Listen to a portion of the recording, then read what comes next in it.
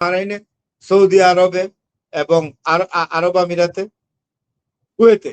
এখন এই চারটা রাষ্ট্র তলে তলে আপনার ইরানের সঙ্গে আমেরিকাকে বলেছে যে যুদ্ধ যেন চালিয়ে যায়, কারণ ডোনাল্ড ট্রাম্প কিন্তু যুদ্ধ ছেড়ে দিয়ে চলে যাওয়ার জন্য খুব চেষ্টা করছে, কারণ সে আর পারছে না। প্রতিদিন মোর দেন $1 বিলিয়ন খরচ হচ্ছে আমেরিকার অর্থনীতিতে ইতিমধ্যে ধস নেমেছে, বহু লোক বেকার হয়ে গেছে, চাকরিচ্যুত হয়ে গেছে।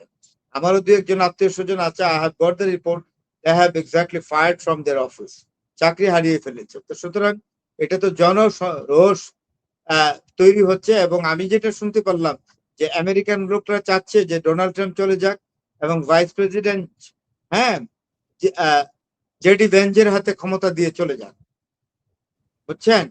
তো সেটা এখন জেডি ভেন্স এখন সবচেয়ে ভাইস প্রেসিডেন্ট অত্যন্ত জনপ্রিয় হয়ে গেছে। হ্যাঁ, ভ্যান্স অত্যন্ত জনপ্রিয় ব্যক্তি হয়ে গেছে।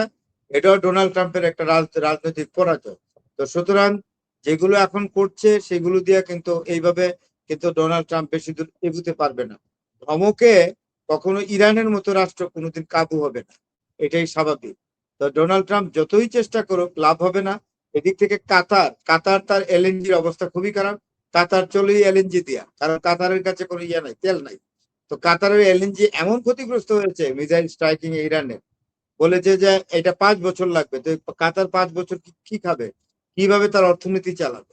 তো সুতরাং কাতার বলছে আমি আর এইসবে নাই, ইরানের সাথে আমি একটা সন্ধি করে ফেলবো, যেন ইরান কোনো আর ফার্দার আমার রাষ্ট্রের উপর আক্রমণ না করে। বাই দিস টাইম আমি এলএনজি স্টেশন বা এলএনজি এস্টাবলিশমেন্টকে আমি আবার ঠিক করে ফেলবো। আর যদি যুদ্ধ চলে তাহলে 5 বছর আমি পারবো না। সুতরাং আমি এই অর্থনৈতিক ধস সহ্য করতে পারবো না। এবং কাতার বলেছে যদি অল আউট যুদ্ধ শুরু হয়ে যায়, বিশাল আকারের, মধ্যপ্রাচ্য এবং আমেরিকা ইসরায়েল মিললে যদি ইরানের উপর আক্রমণ করে যুদ্ধ করে, তাইলে কাতার একটা প্রেডিকশন করেছে এই জায়গায় চায়না তখন এবং রাশিয়া কিন্তু তখন ফিজিক্যালি আবির্ভূত হয়ে যাবে যুদ্ধে। তখন এই চাপ কাতারের পক্ষে সম্ভব না ফেস করা। তাই কাতার বলেছে যে যুদ্ধ লাগলে এই ধরনের যদি যুদ্ধ লাগে তাহলে আমি ইরানের পক্ষ অবলম্বন করব, এবং আমি অ্যালাউ করব ইরানি সৈন্য আইআরজিসি যাতে আমার ভূখণ্ডে আসে, আমার ভূখণ্ডে তাদেরকে অ্যালাউ করবে। এখন বুঝতেই পারছেন এক সাংঘাতিক ভাবে কিন্তু কমপ্লিকেটেড হয়ে গেছে সিচুয়েশনটা। আচ্ছা ভরত ভাই, যেটা খারদ্বীপে ইতিমধ্যেই ট্রাম্প বা আমেরিকা হামলা চালিয়েছে, এইটার পাল্টা জবাবটা কি আসলে রাশিয়া বা চীন থেকে আসার কোনো সম্ভাবনা রয়েছে কিনা? যেহেতু খারদ্বীপ হচ্ছে ইরানের সবচেয়ে গুরুত্বপূর্ণ জায়গা। এখানে আমি একটা কথা বলি, পুতিন, রাশিয়ার প্রেসিডেন্ট পুতিন ঠান্ডা মাথার লোক, এবং সেরকমই সি জিনপিং চীনের প্রেসিডেন্ট, তিনিও খুব ঠান্ডা মাথার লোক।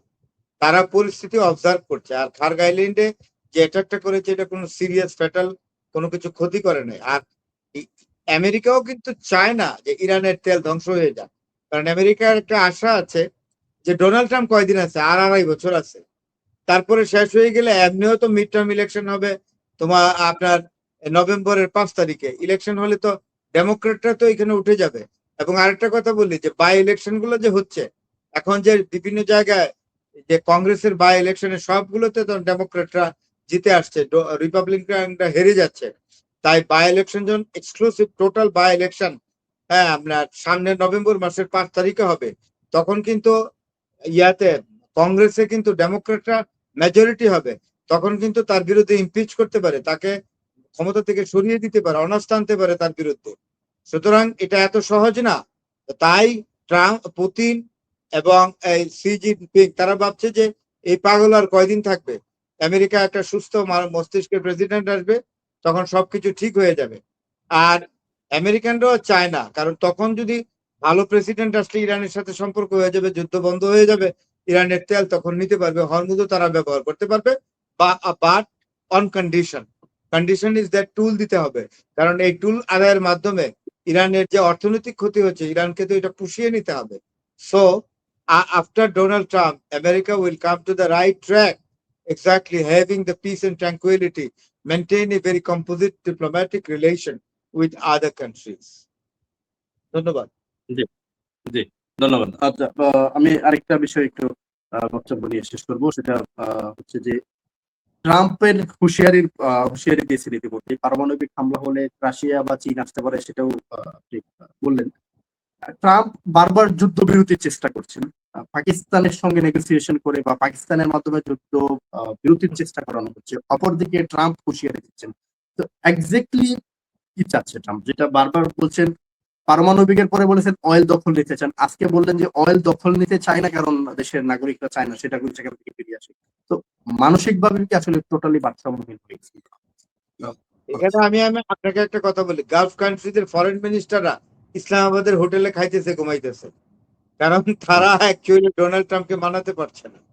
হ্যাঁ, এখানে ইসাকদার সাহেবকে আমি ধন্যবাদ দেই, পাকিস্তানি গভর্নমেন্টকে, শাহবাজ শরীফের।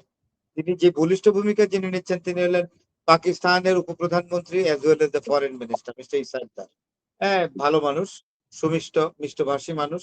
হি has taken the strong initiative to patch up this matter so that they can exactly stop the war. কিন্তু প্রশ্নটা হলো কি, গালফ কান্ট্রিদের ফরেন মিনিস্টাররা ওইখানে গিয়ে বুঝতে পারছে যে ডোনাল্ড ট্রাম্প এতই তার মতের পরিবর্তন হয়, 1 ঘন্টা আগে যেটা বলে 1 ঘন্টা পরে এটার মধ্যে থাকে না, পুরোটাই বিপরীত বলে। তো তারা পড়ছে এখন বিপদে।